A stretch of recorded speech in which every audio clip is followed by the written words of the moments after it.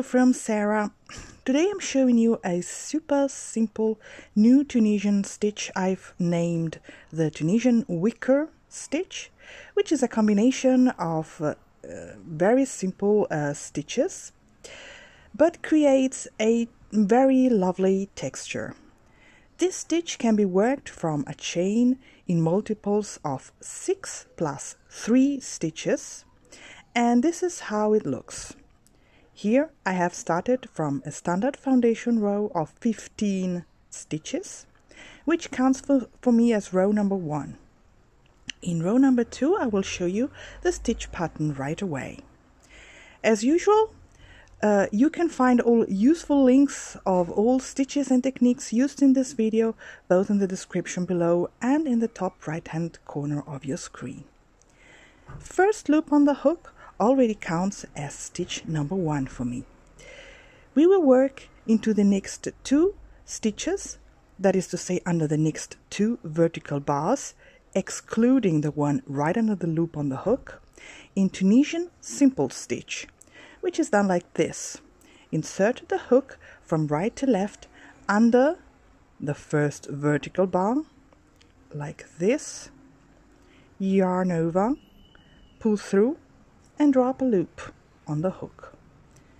We will do the same under the next vertical bar, Tunisian simple stitch, and we have 3 Tunisian simple stitches at the beginning.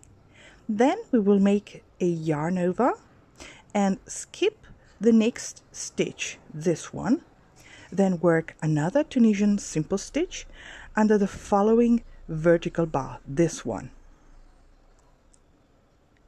Like so, yarn over, pull through, and drop a loop. Now we will make another yarn over and skip again the following stitch. We will work then 3 Tunisian simple stitches under the following 3 stitches, skipping this one. Okay, so 1, 2, and 3. So this is the pattern already. So now we will make another yarn over, skip the next stitch and work 1 single simple stitch under the following stitch, this one. Then make another yarn over, skip the next stitch, and work 3 Tunisian simple stitches under the following 3 stitches. In this case, it will be the last 3 stitches of the forward pass. So 1, 2, and the third one is gonna be a border stitch, what I used to call a neat closing stitch, which is done by inserting the hook under both the front vertical bar of that last border stitch and its back bar, which is right here. Yarn over, pull through both, and drop a loop. And that's it for the forward pass. The return pass is the standard one for this stitch pattern. So we yarn over and pull through 1 loop only first, then we yarn over again and pull through 2 loops together, yarn over, pull through 2, yarn over and pull through 2, repeating this movement until the end of the row and until we are left with just 1 loop on the hook.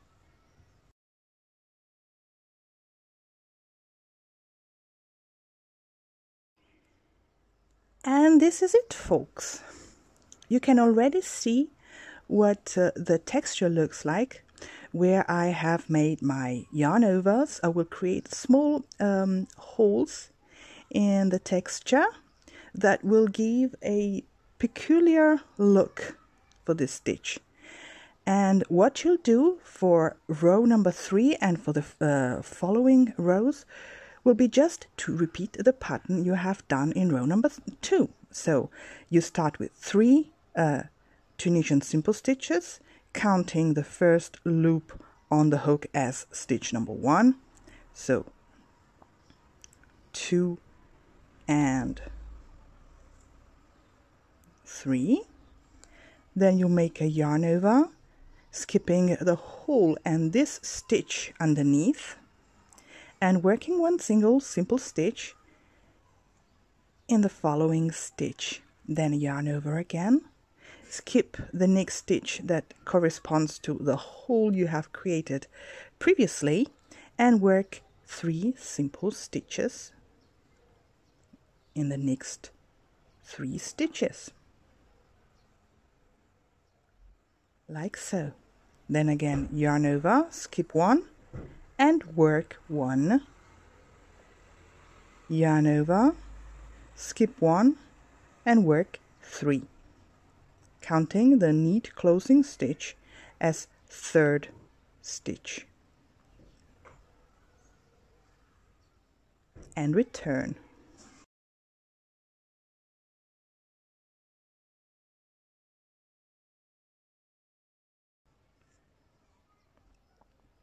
See?